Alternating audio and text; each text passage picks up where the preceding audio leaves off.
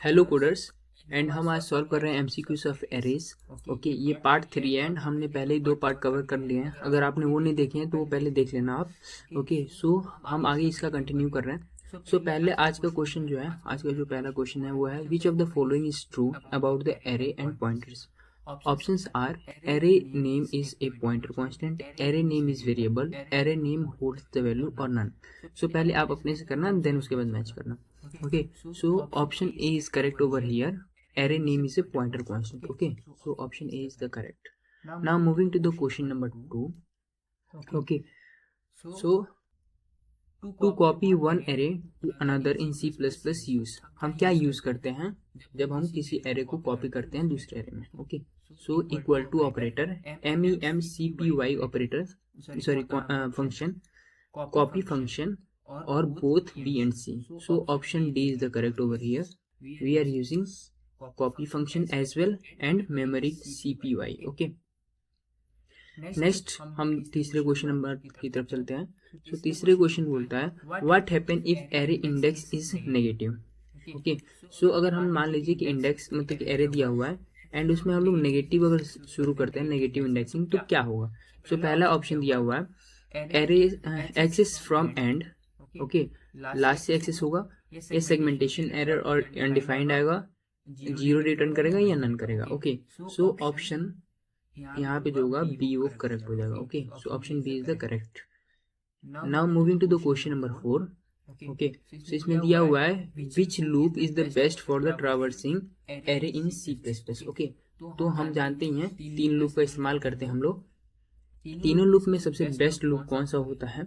Okay, so option दिए हुए हैं for loop, while loop, do while loop और एनी दिया हुआ है। ओके, सो हम किसी भी एरे का इस्तेमाल कर सकते, मतलब कि लूप का इस्तेमाल कर सकते हैं एरे में ट्रावर्स करने के लिए।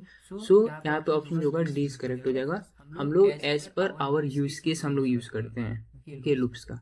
Now moving to the question number 4, which sorting algorithm works the best on the smallest array. सबसे छोटे अगर मान लो एरे का शॉर्टिंग एरे दिया हुआ है, शॉर्ट करना है किसी एरे को, कौन सा एल्गोरिथम छोटे एरे के लिए ज़्यादा बेस्ट है। Okay, so quick sort, merge sort, insertion sort और heap sort. Options are given over here and हम जानते ही हैं जो इंसर्शन शॉर्ट होता है वो शॉर्ट मतलब शॉर्टेस्ट या स्मॉल जो होते हैं एरे उनके लिए ज़्यादा फास्ट वर्क करता है। So option C is the correct.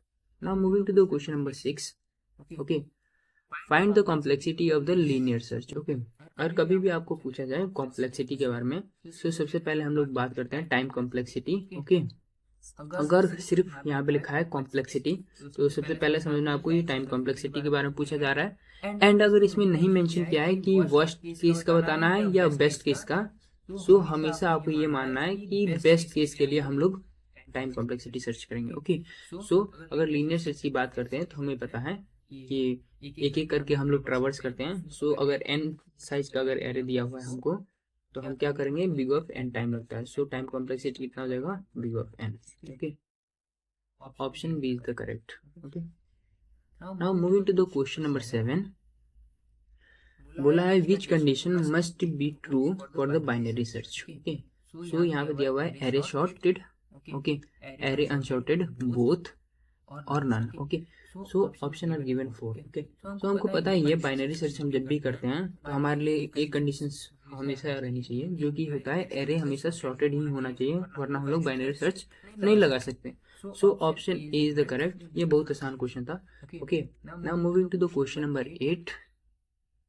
Okay, so question number 8 दिया हुआ है merge two sorted array of size m and n takes. Okay, so अगर मान लेते हैं हम लोग साइज दिया हुआ है m एंड n, ओके, किसी एरे का, तो हम मान लो कि इसको अगर मर्ज कर देते हैं तो हमारे पास क्या साइज आएगा। ओके, सो टाइम कॉम्प्लेक्सिटी कितना लगेगा हमको। सो टाइम कॉम्प्लेक्सिटी जो लगेगा वो लग जाएगा हमको big of n plus n। Okay, तो टाइम कॉम्प्लेक्सिटी जो होगा यहाँ पे big of m plus n आ जाएगा। Okay, now moving to the question number 9। Which function is use to sort the array in the ascending order. अगर मान लो हमको किसी एरे को शॉर्ट करना है जो कि शॉर्टेड नहीं है, तो हमको अगर शॉर्ट करना है तो कौन सा है हम लोग फंक्शन का इस्तेमाल करेंगे। ओके, सो यहाँ पे दिया हुआ है शॉर्ट, एरे बिगिन और एरे एंड। ओके, फंक्शन दिया हुआ है, शॉर्ट दिया हुआ है एरे एंड एरे एंड और बोथ लिखा हुआ है, ऑप्शन डी दिया हुआ है नन। सो ऑप्शन जो होगा यहाँ पे बी जो होगा वो करेक्ट हो जाएगा, सॉरी ऑप्शन सी करेक्ट होगा, क्योंकि हम लोग ऑप्शन ए की तरफ से भी कर सकते हैं, ऑप्शन बी की तरफ से भी कर सकते हैं। So option C is the correct over here. Okay, now moving to the question number 10, what does the size of array, okay, and array of size of array of zero return, हमको क्या return करने का। जैसे कि हम जानते हैं इससे क्या होता है, पूरे साइज का पूरे मतलब कि बाइट्स निकल जाते हैं एंड इससे एक बाइट निकलता है। सो मान लेते हैं 7 एलिमेंट दिया हुआ है एंड ये इंटीजर है, तो 4 साइज आता है, 4 बाइट का होता है एक इंटीजर, हमको पता है। तो हम क्या करेंगे 4 × 7 आ जाएगा इसके लिए, इस पार्ट के लिए, एंड हमको एक साइज निकालना है इसका, ओके, एक बाइट का। ओके, सो 4, सो इससे अगर इसको डिवाइड कर देंगे तो आ जाएगा हमारे पास 7, जो कि इस हमारे पास क्या है, नंबर ऑफ एलिमेंट्स है। Option C is the correct for the question number 10। Okay, तो हमने अभी अपना सीरीज में पार्ट 3 कंप्लीट कर लिया है एंड आपको ये वीडियो पसंद आ रही है तो सब्सक्राइब कर लेना एंड लाइक एंड कमेंट कर दिया करो guys. Okay, thank you, bye bye, मिलते हैं पार्ट 4 में, बाय।